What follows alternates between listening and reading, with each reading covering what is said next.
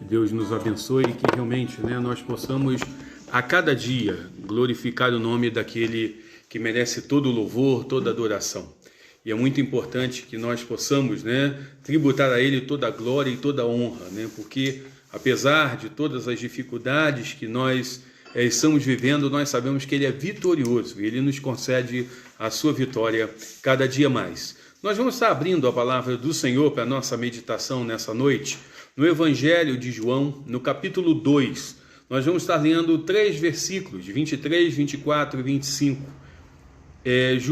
Evangelho de João, capítulo 2, versículo 23 a 25.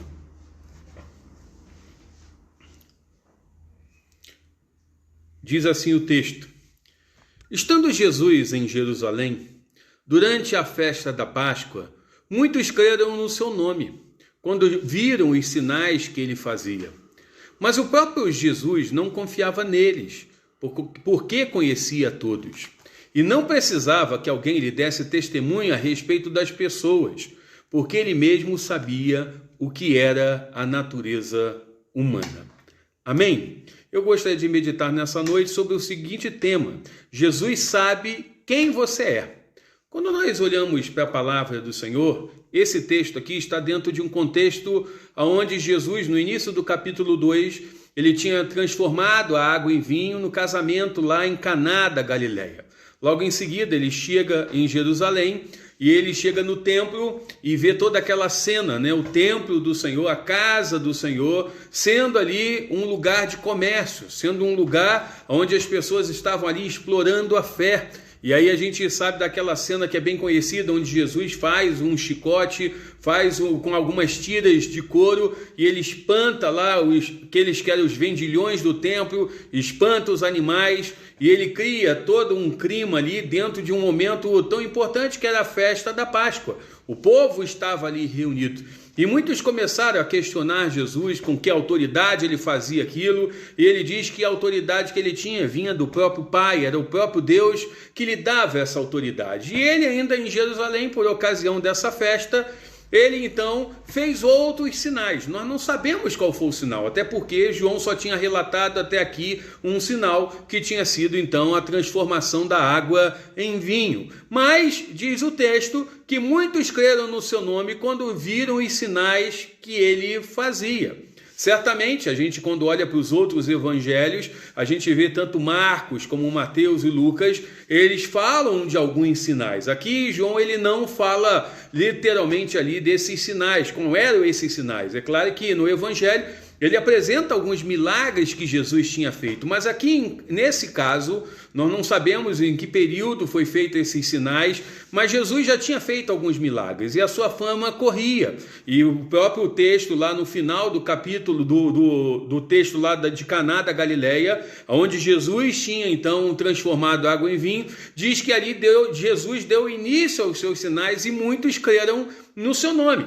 Provavelmente, então, quando ele vai peregrinando a Jerusalém, muitos outros sinais foram feitos nesse caminho. E muitos começaram a crer, a acreditar que ele era poderoso para fazer sinais.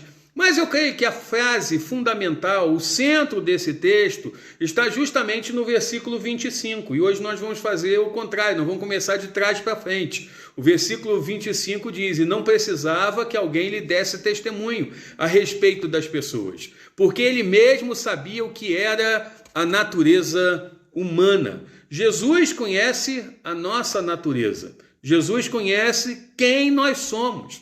Jesus sabe o que nós somos e o que nós nos tornamos. E quando nós olhamos para esse texto, havia toda uma popularidade ali já de Jesus, muitas pessoas estavam ali seguindo a Jesus, mas Jesus ele não se impressionava com toda aquela multidão, porque ele conseguia prescrutar, ele conseguia sondar o coração de cada um e saber o que motivava aquelas pessoas a estarem seguindo o caminho dele. Quando a gente olha para esse texto, isso deve ser alguma coisa que deve nos chamar a atenção para a nossa própria vida. Por que nós estamos seguindo a Jesus? Nós estamos seguindo a Jesus tendo a consciência clara de que ele veio não nos dar prosperidade, uma vida tranquila, uma vida sem problemas, mas ele veio nos dar a salvação. É a salvação que nos motiva a seguir ao Senhor Jesus, ou nós estamos seguindo a Jesus por causa de outras coisas? Ou nós estamos seguindo a Jesus simplesmente como fosse alguém que estaria ali, né, resolvendo os nossos problemas de uma hora para outra? O Jesus, e até eu brinco que daqui a chamada religião é tabajara, né? Tinha até um negócio que o Caceta e Planeta, aquele programa de televisão, fazia, e eles ironizavam algumas invenções, algumas coisas, dizendo que eram organizações tabajara. E o evangelho tabajara era baseado naquele moto que eles falavam: seus problemas acabaram. E tem muita gente então servindo a Jesus dessa maneira. Ele acha que ele aceitou ou ele recebeu a Jesus como seu único e suficiente Salvador e todos os seus problemas acabaram. E não é isso que a palavra de Deus diz. E tem muitas pessoas então seguindo a Jesus dessa maneira. E Jesus sabia dessa natureza. É até interessante, né, que Jesus, diz o texto, versículo 24, mas o próprio Jesus não confiava neles, porque conhecia a todos. Um dia desse eu falei sobre o Salmo 139. E uma das características de Deus é a sua onisciência, ou seja, ele tem o total conhecimento de todas as coisas. E Jesus ali, como o próprio Deus encarnado, o Filho de Deus, ele conhecia o coração humano. Ele sabia o que estava dentro do coração de cada um. Ele sabia o que levava as pessoas a estarem o seguindo, qual era a motivação. E é por isso que Jesus não confiava neles. Não vejo nisso daqui, nessa frase, nesse versículo, de repente uma visão depreciativa de Jesus. Mas Jesus, ele, por conhecer a nossa tendência ao mal, à corrupção, ao desvio, a fazermos coisas que são contrárias à sua vontade, ele não confiava naquelas pessoas, porque ele sabia que eles estavam seguindo ele com motivações muitas vezes contrárias àquilo que ele veio fazer. Ele veio salvar o pecador. Ele não veio simplesmente fundar mais uma religião. Ele não veio simplesmente fazer um grupo onde ele fosse um exemplo, mas pelo contrário, ele veio dar a sua vida, ele veio resgatar aqueles que faziam parte do seu rebanho. Ele deu então a vida pelas suas ovelhas. E havia muitas pessoas que estavam seguindo Jesus simplesmente por causa de outras coisas. E Jesus então não tinha essa confiança neles, porque conhecia a todos. Uma das coisas que nós precisamos aprender é justamente sobre isso. Também nós não podemos confiar em nós mesmos. A palavra de Deus diz que o coração é enganoso, é corrupto, é mau. Então nós não podemos de maneira nenhuma confiar no nosso próprio coração. Mas isso é parte de todo um processo. Quando nós temos a Jesus como Senhor e Salvador da nossa vida, nós vamos ver que cada dia mais nós não podemos confiar em nós mesmos. Nós não podemos fazer do homem, da nossa força, o nosso braço. Nós não podemos fazer da nossa vida a confiança em nós mesmos, porque nós somos falíveis. E o que mais? Confiar em outras pessoas. Confiar em outras pessoas não quer dizer que você não possa ser amigo, que você não possa dar um crédito, que você não possa estar ali junto, convivendo socialmente. Não é isso que eu estou falando. Mas a gente tem que tomar muito cuidado, porque muitas vezes nós confiamos em nós mesmos, achando que nós somos melhores do que as outras pessoas, achando que determinadas coisas e algumas atitudes com a gente é diferente.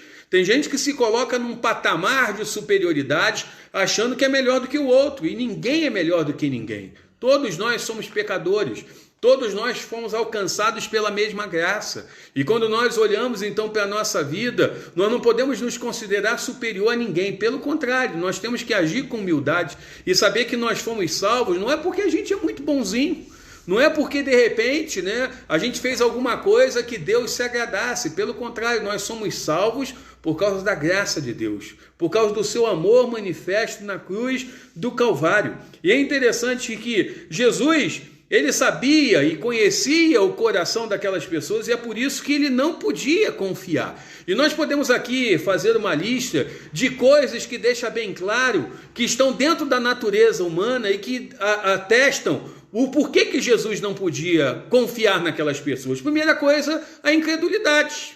Há muitas pessoas que precisavam ver os sinais para poder crer que ele era um enviado da parte de Deus.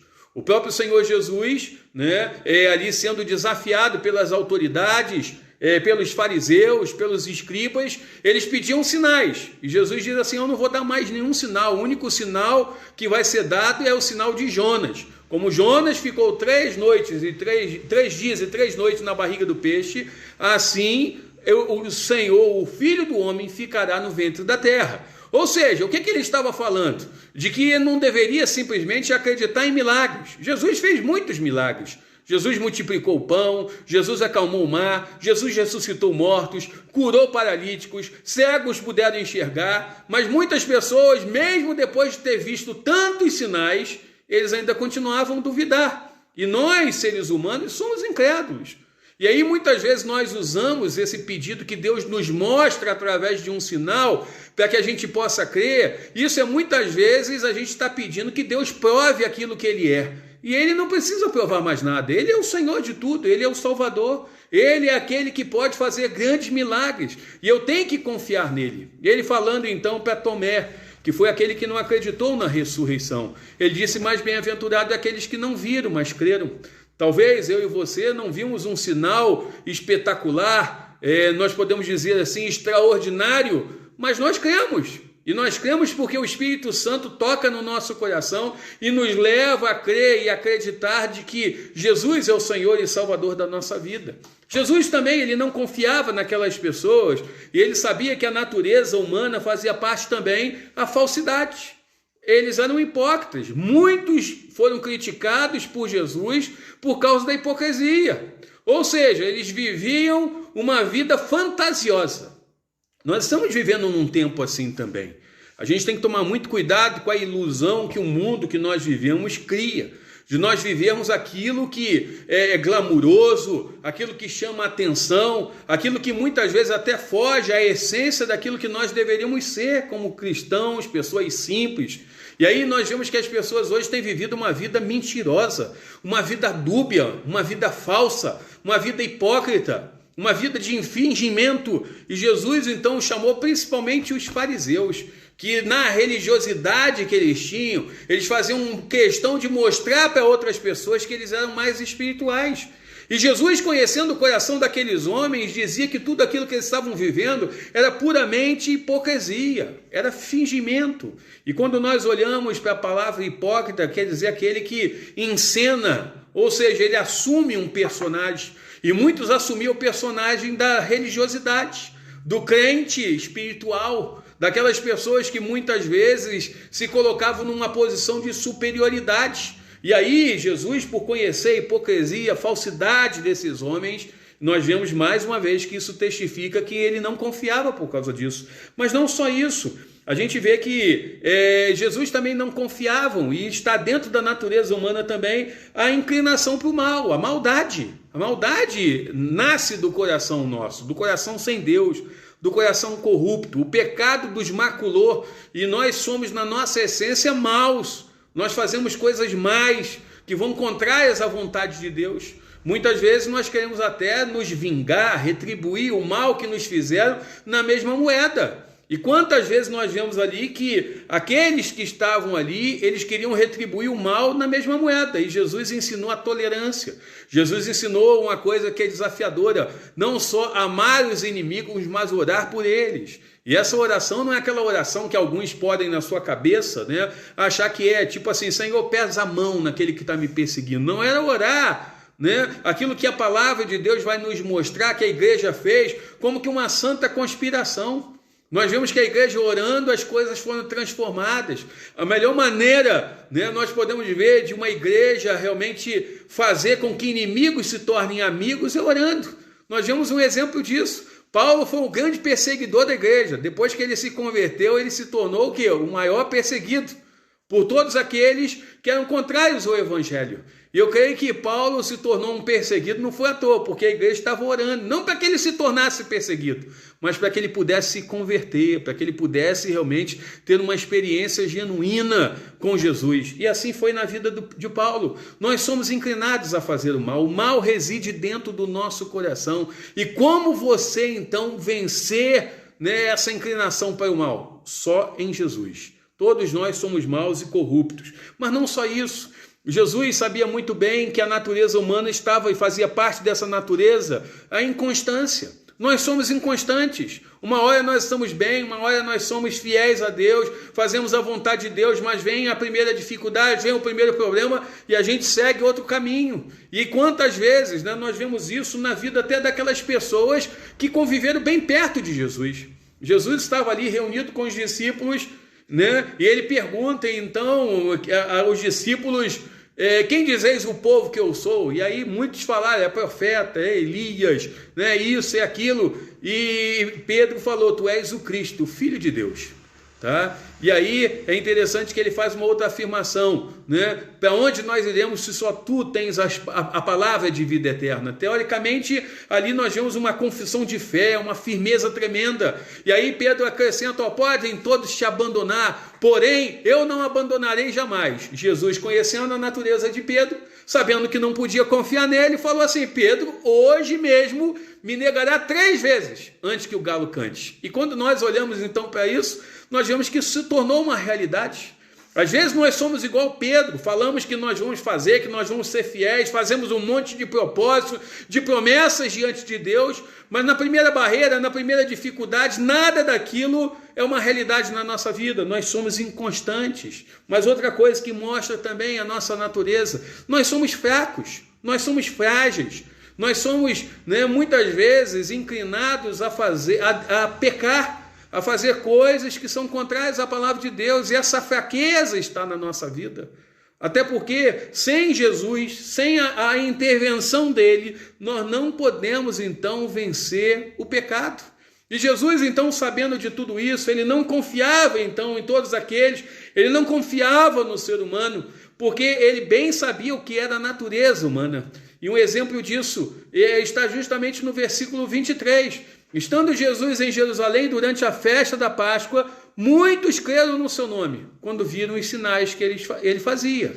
Havia muitas pessoas que estavam seguindo a Jesus, mas era simplesmente por causa do sinal. Era simplesmente por causa dos milagres. Hoje existem muitas igrejas por aí, eu coloco igrejas entre aspas, querendo marcar dia, hora e momento de Deus agir com o milagre. Eu não duvido do milagre. Eu acredito que nós continuamos servindo um Deus que é o Todo-Poderoso e que pode fazer milagre, que pode fazer sinais, mas o sinal não pode ser uma confirmação para que eu creia em Jesus. Pelo contrário, o sinal ele vai revelar de que eu sirvo um Deus que é poderoso, que tem o domínio de todas as coisas, que é o Senhor de todas as coisas. Mas independente se houver ou não o sinal, eu tenho que crer nele, porque a palavra de Deus, ela é viva, ela é verdadeira.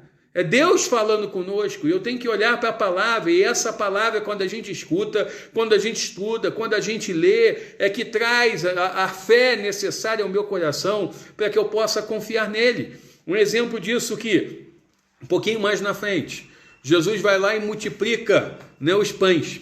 Logo em seguida, ele começa a falar que o mais importante não era o pão que eles comeram ali. É claro que Jesus fez o lado social também. Jesus se preocupou com aqueles que estavam com fome. Jesus não pregou o evangelho e mandou as pessoas de barriga vazia para casa. Até porque eles estavam num lugar ermo, deserto, longe de tudo, e não teriam como se alimentar. Jesus vai lá e multiplica o pão e o peixe. Logo em seguida ele entra com um sermão muito importante. E ele fala então que ele era o pão da vida. Ele era o pão da vida. Ele era o que trazia satisfação ao coração. Era ele que era suficiente para que você pudesse se alimentar e pudesse experimentar da vida eterna, pudesse ter a garantia de que você nunca mais teria fome, que você estaria herdando a vida eterna. Mas muitas pessoas começaram ali naquele momento a murmurar. E Jesus então chega a um ponto de dizer assim: vocês estão atrás de mim somente por causa que eu multipliquei o pão. Aí eu costumo dizer, os comedores de pão continuam hoje.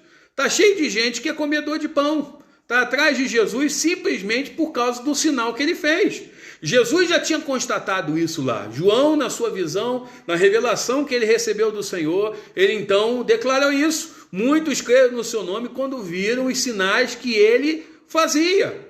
E hoje tem muitas pessoas, quer dizer, como tinha antigamente, pessoas que estão atrás de Jesus simplesmente por aquilo que ele faz. Mas eu posso dizer com toda certeza, Quando ele fala lá do sinal de Jonas, quando Jonas esteve ali, foi engolido pelo peixe e passou 3 dias na barriga do peixe, e que esse sinal seria o maior, Jesus estando no ventre da terra, o que ele estava falando? Que o complemento, né, a obra de redenção dele é completada na ressurreição, esse seria o maior sinal. Qual é o maior sinal? É a salvação. Jesus veio, nasceu, se fez homem, tomou o nosso lugar, tomou a cruz, morreu na cruz e ao 3º dia ressuscitou. O maior milagre é o milagre da salvação. O maior sinal que nós podemos ter é o sinal do amor de Deus manifesto na cruz do Calvário. Esse é o maior sinal. Então, se você está buscando alguma coisa ainda no sentido para que Deus venha provar alguma coisa para você, você está perdendo o seu tempo. Você está perdendo o seu tempo. Ele não vai fazer porque você quer. Quando Deus faz algum tipo de sinal, algum tipo de milagre, é para que o seu nome seja glorificado. Não é simplesmente para que você acredite, para que você creia. Porque tudo que já foi dado e revelado na palavra, e tudo aquilo que Jesus fez, já se cumpre perfeitamente para que você conheça Ele como Senhor e Salvador. Então é muito importante que você tenha isso em mente. Porque tem muitas pessoas em alguns momentos aí, batendo de igreja em igreja, de porta em porta, tentando encontrar algum sinal, alguma revelação nova, alguma novidade. A palavra de Deus diz que o maior sinal é a salvação que Ele nos dá através de toda a sua obra redentora. Ele foi revelado no Antigo Testamento. Ele veio, se encarnou, se fez homem, assumiu a forma de cada um de nós, se colocou no nosso lugar, usando de misericórdia, assumiu a cruz. Na cruz do Calvário ele fala uma palavra muito importante: está consumado, o preço foi pago. E ao 3º dia ele ressuscitou. E nós temos ainda uma certeza, de que um dia ele completará essa obra triunfal da redenção. E a própria criação aguarda com expectativa o dia da volta de Jesus, o dia que ele virá buscar a sua igreja, a sua noiva. Esses são os maiores sinais. E é muito importante que você que ouve, né, essa palavra no dia de hoje, que você possa ter consciência de quem você é. Jesus sabe quem você é. É claro que Ele sabe dos teus defeitos, mas Ele sabe também das suas necessidades. O Deus que conhece os nossos defeitos, Ele conhece também as nossas dificuldades. E aí, Ele sabe o que é a natureza humana. Ele sabe também o que traz ao nosso coração sofrimento, o que traz angústia. E eu não quero simplesmente terminar essa palavra com coisas negativas, falando simplesmente dos nossos erros. Nós temos que olhar para a palavra de Deus e entender que Ele é o sumo sacerdote que se compadece das nossas dores. Ele é o sumo sacerdote que assume o nosso lugar. Ele abriu um novo e vivo caminho que nos conduz a Deus, à presença do Senhor. Ele levou sobre si, segundo Isaías capítulo 53, as nossas dores, as nossas enfermidades. Aquilo que nos angustiava, o castigo que nos traz a paz, estava sobre ele, pelas suas pisaduras, ou seja, pelas suas feridas, nós fomos sarados. E quando nós olhamos então para todos esses textos e para toda uma obra completa de redenção, nós vemos que Jesus também se identifica com as suas dificuldades, com os seus problemas, com aquilo que você está passando. Ele conhece, ele sabe muito bem o que é a natureza humana, e essa é a razão por que ele veio. Porque o homem não pode lidar sozinho com os seus problemas. E ele não pode lidar sozinho com o maior problema que atingiu a sua vida, que é o pecado. O pecado que traz a morte. O pecado que traz o afastamento de Deus.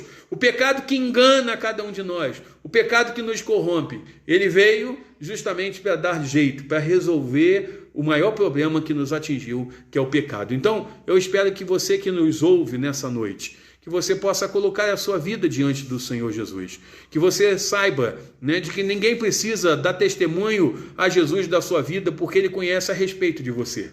Ele sabe o que está no seu coração. Ele conhece, então, a sua natureza. Ele sabe do que está trazendo sofrimento e angústia na sua vida. Ele sabe o que está fazendo você chorar. Ele sabe o que está fazendo você sofrer nesse momento. E ainda que nós tenhamos dificuldades, ainda que nós tenhamos, como eu disse aqui, vários problemas que fazem parte da natureza humana, que você possa saber também que Ele é a solução para a sua vida, para os seus, para a sua família. Então eu convido você a se colocar diante do Senhor, a abrir o seu coração, a contar para Ele das tuas dores. Eu li lá no início dessa live o Salmo 17, e é uma oração que eu convido você a fazer quando você acabar essa live. Abra lá no Salmo 17, Davi fez uma oração ali com muita sinceridade no seu coração, abriu o seu coração diante de Deus, falou de tudo que ele estava vivendo, e ele fala no versículo 6, eu te invoco a Deus, pois me respondes. Inclina os ouvidos para mim e ouve as minhas palavras. Ele também faz outra oração muito bonita no Salmo 18. E ele fala lá, na minha angústia, invoquei o Senhor. Gritei por socorro ao meu Deus. E do seu templo ele ouviu a minha voz e o meu clamor. Coloque a sua vida diante do Senhor. Clame ao Senhor e saiba que Ele não vai te dar resposta. Pelo contrário, Ele responde todo aquele que o clama de coração. Abra o seu coração, fale do que você está vivendo, fale daquilo que são as suas necessidades, como também reconheça, confesse diante de Deus os seus erros. Não queira ser melhor do que ninguém, não queira estar acima de ninguém, não queira achar que você não precisa da igreja, não precisa das pessoas, ou não precisa até de Jesus. Todos nós precisamos um dos outros. E é muito importante que você tenha consciência. Quanto mais nos aproximamos diante de Deus, mais nós reconhecemos como nós somos miseráveis, como nós precisamos dele. Quanto mais nós nos aproximamos dele, mais nós vamos ver, enxergar o nosso pecado. Então é muito importante que hoje você possa se colocar diante do Senhor e você possa ter a real visão de quem você é, porque Jesus sabe quem você é. Não adianta você querer enganar, não adianta você querer falsear, não adianta você querer tentar esconder alguma coisa de Deus. Deus conhece o seu coração. E aí, nós vemos que logo em seguida, depois desse texto, ele tem uma conversa com um homem que queria saber quem era Jesus. E esse homem era Nicodemos. E Nicodemos vai lá e procura Jesus de noite, meio que escondido, para que ninguém visse. E ele sabia muitas coisas acerca da lei de Deus. Mas ele não sabia de uma coisa fundamental, de que era preciso nascer de novo. Se você ainda não nasceu de novo, é importante que você coloque a sua vida diante do Senhor Jesus. Porque todo aquele que nasceu de novo, ele consegue enxergar a sua real condição e ele sabe quem verdadeiramente é Deus. Então eu desafio você a, encerrando essa live, para que você coloque a sua vida diante do Senhor. Vamos estar orando? Vamos estar clamando ao Senhor e é muito importante que você possa orar, confiar de que Ele ouve a sua oração, que Ele ouve o seu clamor. Vamos estar então orando. Senhor, no nome de Jesus, te agradecemos pela Tua palavra. A Tua palavra é viva, a Tua palavra é verdadeira. A Tua palavra nos mostra que muitas pessoas estavam seguindo ao Senhor Jesus com a motivação errada. Eles estavam querendo simplesmente os benefícios. Eles queriam ver os sinais, os milagres. Mas muita gente que tentou seguir Jesus e que tenta seguir a Jesus hoje, às vezes não está disposta a pagar o preço da fidelidade, o preço realmente de arcar com as consequências, de deixar tudo para trás, de entrar numa rota de colisão com o mundo, com os valores do mundo. E nós queremos pedir que o Senhor possa, Senhor, nos abençoar, para que a gente tenha consciência de que Jesus pagou o preço pela nossa salvação. Mas em muitos momentos eu não vejo isso como um sacrifício, mas pelo contrário, é a consequência direta de quem é fiel a Deus. Às vezes a gente tem que pagar um preço alto em ser fiel a Ti, porque a Tua palavra nos mostra que todos aqueles que querem viver uma vida de compromisso, querem viver uma vida de piedade, eles serão perseguidos. Que o Senhor possa nos fortalecer, que o Senhor possa nos abençoar. Mas aí a gente vê nesse texto outra coisa importante: o Senhor conhece a cada um de nós. E muitas vezes o Senhor não confia em nós, não no sentido simplesmente de querermos depreciar, Senhor, mas entendermos que nós somos pecadores e que o pecado nos afasta de Ti e que muitas vezes não são palavras bonitas, orações bonitas e atitudes que até sejam nobres diante da sociedade que vão te impressionar. Porque o Senhor conhece o nosso coração e o Senhor sabe muito bem o que está lá no mais profundo do nosso coração. Então não adianta a gente falsear, não adianta a gente querer enganar, que nós possamos viver de maneira sincera. E aí a tua palavra nos mostra também que Jesus veio e conhece a nossa natureza, sabe dos nossos defeitos, mas eu sei que também conhece as nossas necessidades. E nós queremos colocar tudo diante de Ti, te pedindo que o Senhor possa, Senhor, nos fortalecer, nos renovar. Se alguém que está ouvindo essa mensagem ainda não se colocou diante de Jesus, que hoje possa abrir o seu coração, possa reconhecer que Jesus é Senhor e Salvador, e possa realmente vencer toda e qualquer dificuldade, possa enxergar quem realmente Ele é, e como o Senhor se compadece de nós. A maior prova é que, apesar de nós termos tantos erros, tantos pecados, o Senhor prova o teu amor para conosco, pelo fato de Jesus ter morrido quando nós éramos pecadores. E nós queremos te agradecer por isso. Te agradecemos pela salvação, pela vida eterna. E queremos pedir que o Senhor possa, Senhor, abençoar a cada um, e que cada um no seu lar possa realmente, Senhor, estar ali descansando, tendo uma noite de descanso, e que a tua graça possa estar sobre a vida de cada um. Nós pedimos tudo isso e queremos desde já, pela fé, te agradecer, porque sabemos que Tu és poderoso para fazer muito mais do que nós pedimos ou imaginamos. Em nome de Jesus, amém. Irmãos, nós já estamos encerrando então a nossa live. Queremos agradecer mais uma vez e desejar uma boa noite a todos aqueles que nos acompanharam. Que a graça de Deus possa estar sobre a sua vida. Eu sempre digo que eu estou à disposição, para falar contigo. Às vezes não dá para a gente falar ao vivo aqui, mas você que deixou a mensagem, certamente eu vou estar respondendo. Se você quiser falar comigo também, é só me chamar no privado, e eu vou estar sempre ali pronto a te ajudar no que for necessário. Nessa semana nós vamos continuar com as nossas lives. Amanhã nós vamos estar conversando então com Felipe Barbosa. Ele é da Igreja Presbiteriana de Cana Verde, foi ordenado no final do ano passado como pastor da nossa igreja, da Igreja Presbiteriana do Brasil. Ele agora está como pastor auxiliar lá na Igreja Presbiteriana Central de Campo Grande, no Mato Grosso do Sul. Ele foi o fundador do ministério, Família Alegria. Ele também é cantor e compositor. E nós vamos estar amanhã conversando com ele às 20 horas pelo Instagram, anunciando o Evangelho aos pequeninos. Ele tem todo um trabalho que ele faz com crianças e nós vamos estar conversando com ele. E na sexta-feira, também às 20 horas, nós vamos estar conversando com o reverendo Esdras. Alguns até brincam, conhecem ele como o reverendo Tim, porque ele é secretário nacional de adolescentes da Igreja Presbiteriana do Brasil.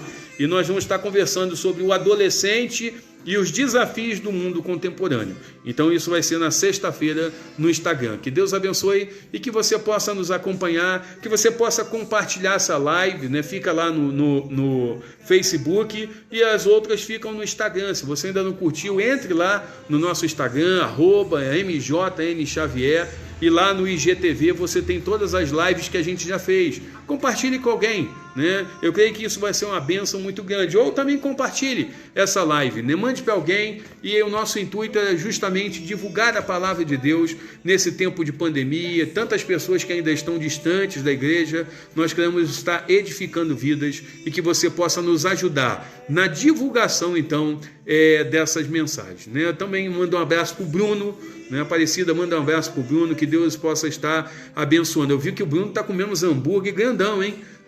Essa semana eu vi lá, botando lá, tá animado o hambúrguer que ele comeu, hein? Que Deus abençoe o Bruno, uma boa noite a todos e até amanhã lá no Instagram. Deus abençoe a cada um.